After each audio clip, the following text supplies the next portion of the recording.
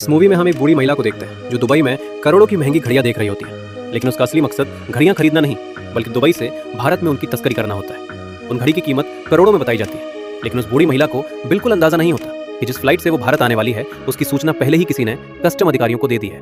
जैसे ही custom officer को ये खबर मिलती है वो चौकन्ना हो जाता है और उस महिला की फ्लाइट के आने का इंतजार करने लगता है। दूसरी तरफ हम उस बूढ़ी महिला को फ्लाइट में बैठे देखते हैं जिसके चेहरे पर हल्का सा डर और घबराहट साफ दिखाई देती है।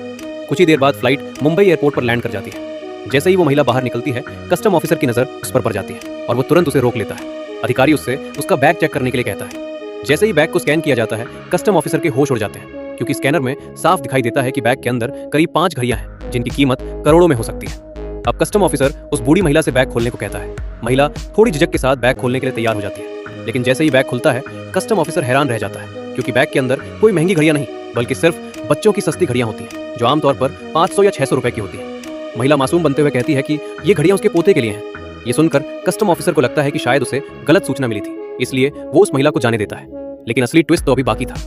थोड़ी देर बाद हम उसी बूढ़ी महिला को एक होटल में पहुंचते हुए देखते हैं जहां वो एक कमरे का दरवाजा खोलती है और अंदर वही फैमिली बैठी होती है जो फ्लाइट में उससे दोस्ती करने की कोशिश कर रही थी। महिला उस बच्चे का एक खिलौना उठाती है और जैसे ही वो खिलौना खोलती है सब हैरान रह जाते हैं क्योंकि उसके अंदर खिलौना नहीं बल्कि चमकते हुए हीरे छुपे होते हैं जिनकी कीमत करीब 50 करोड़ रुपए होती है। यहीं पर पूरी सच्चाई सामने आती है कि महिला घड़ियों की नहीं बल्कि हीरो की तस्करी कर रही थी।